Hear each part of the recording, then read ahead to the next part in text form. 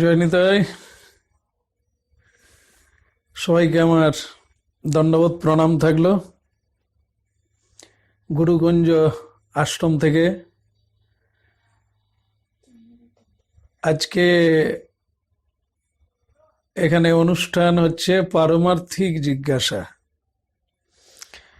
আমাদের চ্যানেল থেকে আমাকে আবেদন করা হয়েছে যে বহু ভক্তের কিছু প্রশ্ন থাকে, তো সেই প্রশ্নের উত্তরগুলো দেওয়ার জন্য আমাকে আবেদন করা হয়েছে। তা দেখছি যদি কিছু প্রশ্নের উত্তর দেওয়া যায়।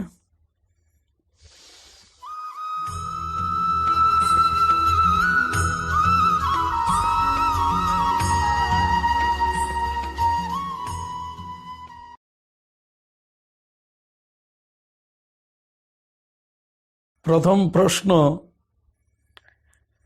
একজন করেছেন যে মানব জীবনের উদ্দেশ্য কি। শুনে ভালো লাগলো। এ ধরনের প্রশ্ন বহু মানুষ করে থাকেন, বহু মানুষের ভেতরেও এই প্রশ্ন জাগে যে প্রকৃত মানব জীবনের উদ্দেশ্য কি। মানব জীবনের উদ্দেশ্য হলো নিজ নিকেতন, যেখান থেকে আসা সেখানে ফিরে যাও। যুগ যুগ ধরে ভগবান অবতীর্ণ হন শুধু এই মানব কুলকে তার নিজালয়ে ফিরে নিয়ে যাওয়ার জন্য। যেমন শ্রী চৈতন্য মহাপ্রভু কলিকালে হরিনাম নিয়ে এসেছেন, হরিনামের মশাল বলতে পারেন। জীব অন্ধকারে নিমজ্জিত, তাদেরকে হরিনামের মশাল দিয়ে আলো দেখিয়ে পথ দেখিয়ে নিয়ে যাচ্ছে একটা দৃষ্টান্ত দিয়ে। মহাপ্রভু আজ থেকে 533 বছর আগে এসেছিলেন। তিনি সাধু সন্তদের সেই আদেশ করে গেছেন যে তোমরা যারে দেখো তারে কহো, হরিনাম কৃষ্ণ নাম দিয়ে তাদেরকে উদ্ধার করে নিয়ে যেতে। যেমন দেখেন, দিল্লির ফুটপাতে একটি ছেঁড়া জামা কাপড় পরে একটি ছেলে চায়ের দোকানে চা চাইছে, খিদের জ্বালায় একটু পাউরুটি চাইছে। তা কোনো একজন তাকে দেখতে পেলেন, আরে এ ছেলেটাকে তো চেনা চেনা মনে হচ্ছে। তো তখন তাকে বললেন, এই তুই কি খাবি? বলছেন আমি চা খাবো, আর আমার খিদে লেগেছে, আমি একটা পাউরুটি চাই। তাই লোকটি তাকে পেট ভরে খাওয়ালেন, চা দিলেন, সবই হলো। কিন্তু দেখলো সেই ছেলেটি ছেঁড়া জামা কাপড় পরে আবার একটি দোকানে গিয়ে আরো কিছু খাওয়ার চাইছে। তো তখন এই লোকটি দেখলো যে একে আমি চিনি, এ হচ্ছে আমাদের গ্রামের সবচাইতে যে ধনী মানুষ আছেন, এ তাঁর ছেলে। বাবার সঙ্গে ঝগড়া করে অনেক দিন ঘর ছাড়া হয়ে গেছে। এখন একে দেখা গেল দিল্লির ফুটপাতে দোকানে দোকানে ভিক্ষা চাইছে, খাওয়ার জন্য ঘুরে বেড়াচ্ছে। তো সেই লোকটির দয়া হলো, এ তো ভিখারি নয়, এ তো জমিদারের ছেলে, এ তো কোনো অভাব নেই, দুঃখ নেই, কষ্ট নেই, কেন সে ছেঁড়া জামা কাপড় পরবে, কেন সে মানুষের কাছে হাত পাতবে? তাই তাকে ধরে নিয়ে আড়ালে গিয়ে বললেন, তুই খাবি, জামা কাপড় পরবি, তোর এরকম ভিক্ষা চাইতে হবে কেন? আমি তোকে এক জায়গায় নিয়ে যাবো, চল, সেখানে তোর কোনো অভাব থাকবে না। তা দেখেন, তাকে ওই দিল্লি থেকে তার বাবার কাছে ফিরিয়ে নিয়ে আসলো, তাকে সুন্দর জামা কাপড় পরিয়ে তার বাবার কাছে নিয়ে আসলো। জমিদার সেই ছেলেটিকে দেখে অত্যন্ত খুশি হলেন এবং তাকে জড়িয়ে ধরলেন। আর সেই ছেলেটির আর কোনো অভাব থাকলো না, তার কোনো কষ্ট থাকলো না। বাবা ধনী মানুষ, তার সকল ধনের অধিকারী হয়ে পিতা পুত্রের মিলন হল। তাই এই তত্ত্বের দ্বারা এই মানব জীবনের উদ্দেশ্য কি? আমরা তো অনেক জন্ম আগে পিতার সঙ্গে গোলমাল করেছি, তার আদেশ পালন করি না, আমরা মায়ের জগতে ভুলে গিয়েছি। তাই জন্য আজ আমাদের সংসার জঙ্গলে জঙ্গলে বারবার জন্ম নিতে হচ্ছে। তাই শ্রীমান মহাপ্রভু সাধুদেরকে পাঠিয়ে দিয়েছেন আমাদের মতো হতভাগ্য জীবকে হরিনাম দিয়ে, শুদ্ধ ভক্তি দিয়ে আবার ফিরিয়ে নিয়ে যাওয়ার জন্য। সুতরাং এই হরিনাম, কৃষ্ণ নাম, এ হচ্ছে ঘরে ফিরে যাওয়ার বিষয়। আর মানব জীবনের উদ্দেশ্য আবার নিজ নিকেতনে ভগবানের চরণ পাদ পদ্মে ফিরে যাওয়াই মানব জীবনের একমাত্র উদ্দেশ্য।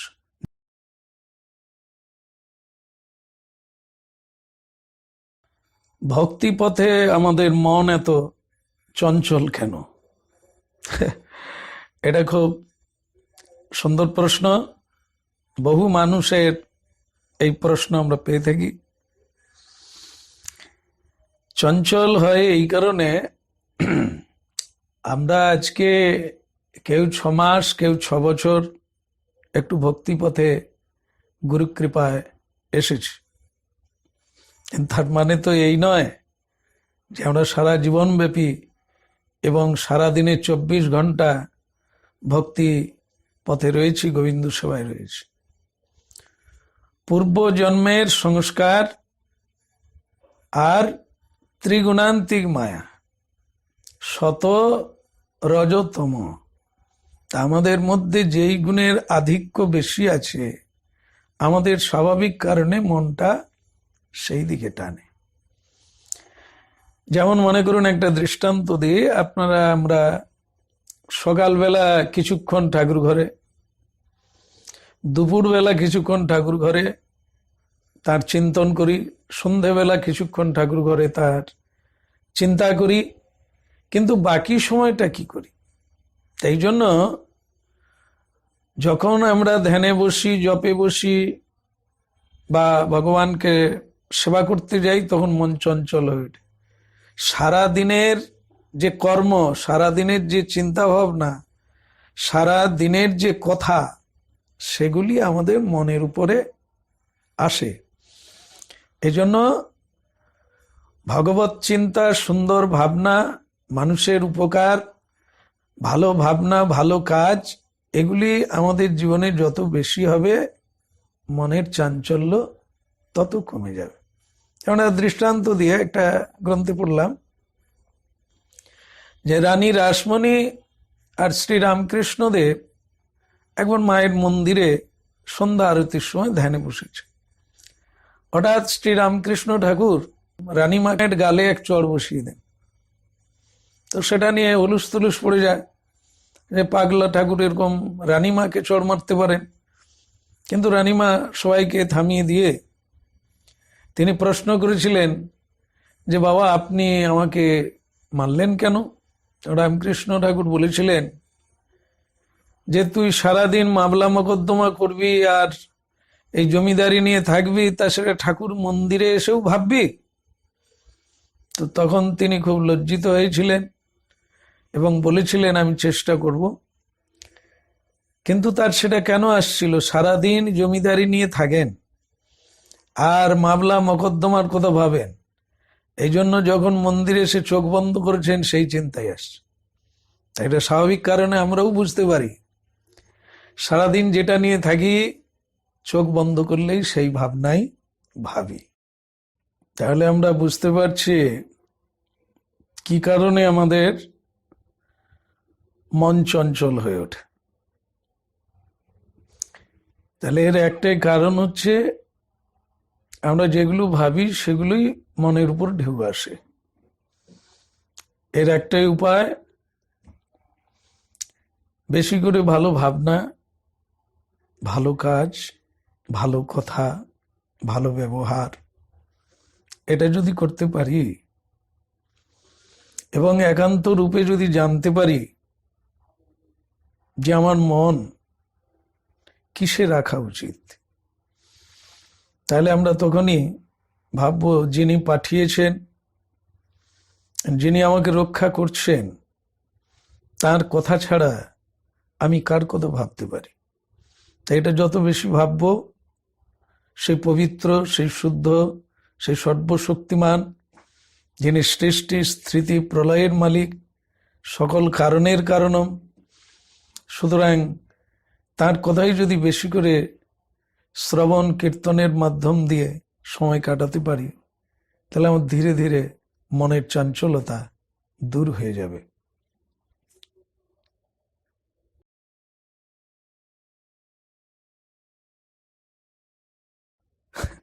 একটা মানে হাস্যকর কথা, ড্রাইভার ছাড়া গাড়ি চলে? নাবিক ছাড়া নৌকা কি চলতে পারে? তাই কিছুদিন আগে আমাদের এখান থেকে সাগর মেলাতে যাওয়ার জন্য কিছু লোক খুব ভিড় করছে, কিন্তু তাদের মধ্যে একজন লোক বলছে, আগে দেখো নৌকার নাবিক কে আছে, মানে মাঝি কে আছে, যদি পাকা মাঝি হয় যাব, আর নাহলে যাব না। তাহলে বুঝেন, এখান থেকে ওখানে যেতে গেলে, এপার থেকে ওপারে যেতে গেলে যেমন নাবিকের প্রয়োজন হয়, হরিনামের তরিখানি শ্রীগুরু কান্ডারি, সংকীর্তন কেডুয়াল দুবাহু প্রসারী, গুরু ছাড়া গোবিন্দ ভজে সেজন নরকে মজে। গুরু ছাড়া গতি নাই, গুরু ছাড়া ভক্তি নাই, গুরু ছাড়া পথ নাই। সর্বপ্রথম তো গুরুদেব পথ চিনিয়ে দেবেন, আর সেই পথ দেখার জন্য দিব্য নয়নও তিনি দান করেন। অবশ্য সেটা দিব্য জ্ঞানই হচ্ছে আমাদের দিব্য নয়ন। সুতরাং গুরু ছাড়া যে আমাদের আধ্যাত্মিক কেন, যদি জড় সংসারও ঠিকভাবে ভোগ করতে হয় বা সংসারে সুখী হতে হয়, সেখানেও গুরু তো আবশ্যিক। কারণ সংসার তত্ত্ব এত জটিল তত্ত্ব, সেখানে স্বয়ং ভগবান যেমন সব জানতা এবং সব কিছু জানেন, তার কৃপায় তেমনি জগতে যারা গুরু রূপে, আচার্য রূপে যারা প্রকাশ হয়েছেন, তারাও সব জানেন। সুতরাং এ সংসারে আসার তো একমাত্র উদ্দেশ্য হচ্ছে শ্রীকৃষ্ণ ভজন করা। কৃষ্ণ ভজিবার তরে সংসারে আইনু, মিছে মায়ায় বদ্ধ হয়ে বৃক্ষ সম হয়নি, এটা তো আমরা জানি।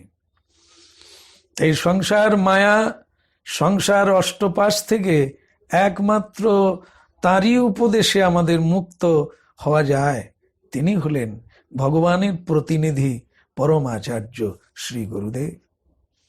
শ্রী গুরু ছাড়া যে আমাদের জীবনের জটিলতা, অন্ধকার, অজ্ঞানতা যে দূর হবে না, এ কথা আজ বহুজন জেনেছেন। সুতরাং শ্রী গুরু চরণারবিন্দ ত্যাগ করে বা গুরুকে বাদ দিয়ে কখনো শ্রী গোবিন্দ ভজন হয় না, আর হতে পারে না।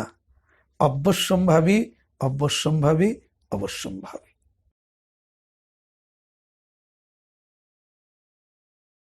বাড়ি চমৎকার, আমার খুব ভালো লেগেছে। সেটা হচ্ছে, মা বাবাকে ত্যাগ করে কি ভক্তি পথে যাওয়া যায়? হ্যাঁ, এটি খুব চমৎকার প্রশ্ন। কারণ এরকম বহু ঘটনাও ঘটছে, প্রশ্নও বহু আসছে যে আদ্যগুরু পিতামাতা, তো তাকে ত্যাগ করে তাদেরকে চোখের জলে ভাসিয়ে কৃষ্ণ ভক্তির পথ কি করে মুক্ত হতে পারে? তো দেখেন, শাস্ত্র মানে পূর্বে যা ঘটেছে, ঋষিমুনি যা বলেছেন, এগুলি শাস্ত্ররূপে আমাদের কাছে। তো সেগুলো আজও আপনারা দৃষ্টান্তের দ্বারা চোখ কান তো সকলেরই খোলা, এগুলো মিলিয়ে নিতে হয়।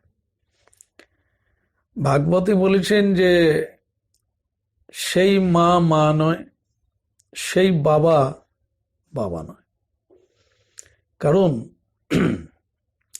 যে মা সন্তানকে শুধু অর্থ উপার্জন করে ভোগী হওয়ার উপদেশ দেয়, ভোগ বিলাসে মেতে থেকে আত্মপ্রসঙ্গ ভুলে, ঈশ্বরকে ভুলে, সত্যকে ভুলে যারা শুধু উপার্জনের উপদেশ দান করে, এই মা বাবাকে ত্যাগ করে যদি কোনো সন্তান কৃষ্ণ ভক্তির পথে যায়, তাহলে সেখানে কোনো অপরাধ নেই।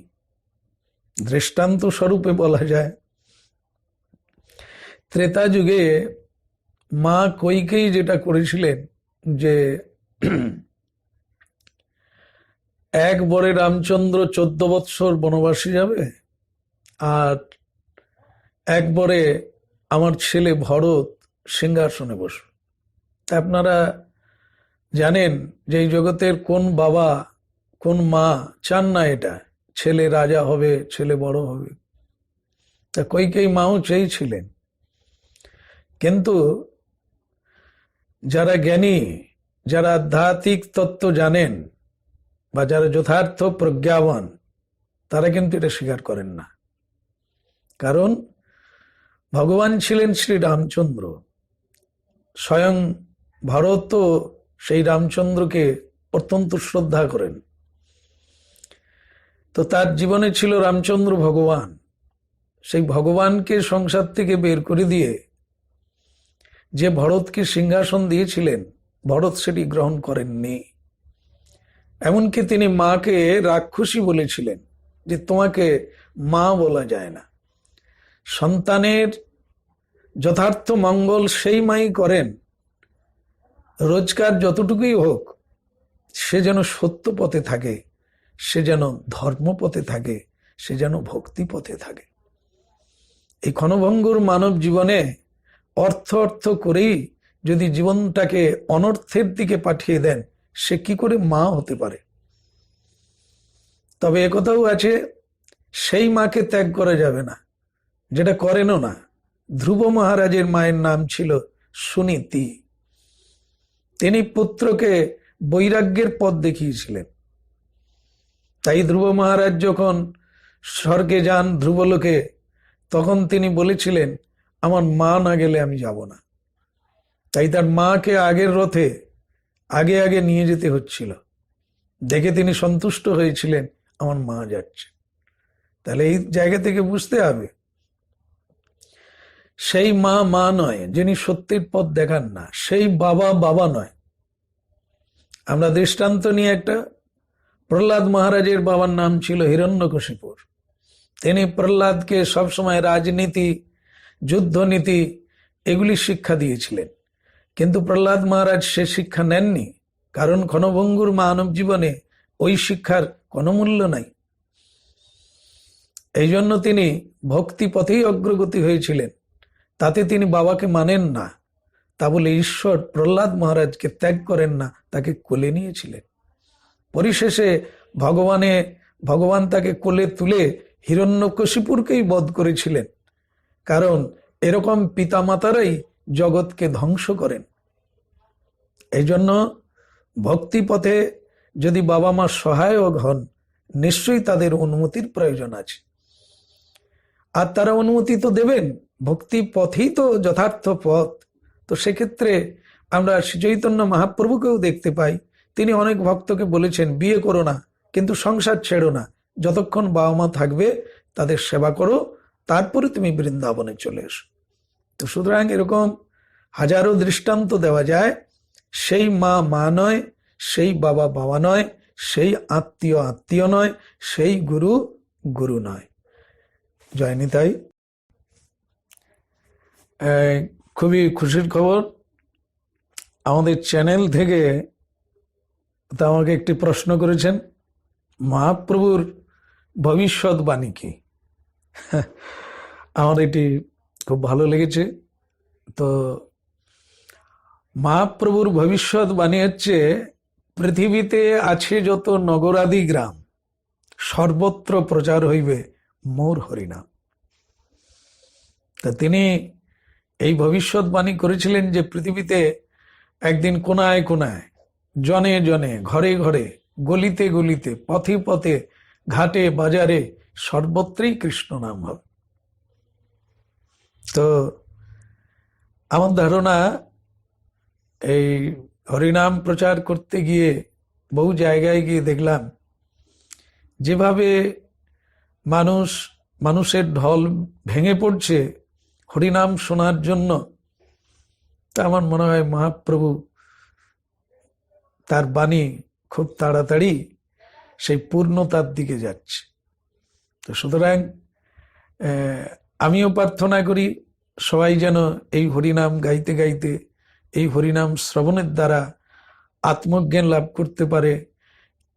আমি কে, মানে মহাপ্রভু হরিনাম প্রচার করেছেন, হরিনাম গাইতে বলেছেন, সে এই কারণে যে হরিনাম যদি কেউ শোনে, হরিনাম যদি কেউ করে, হরিনাম যদি কেউ জপ করে, তাহলে সে সর্বপ্রথম জানতে পারবে সেটা হলো আমি কে।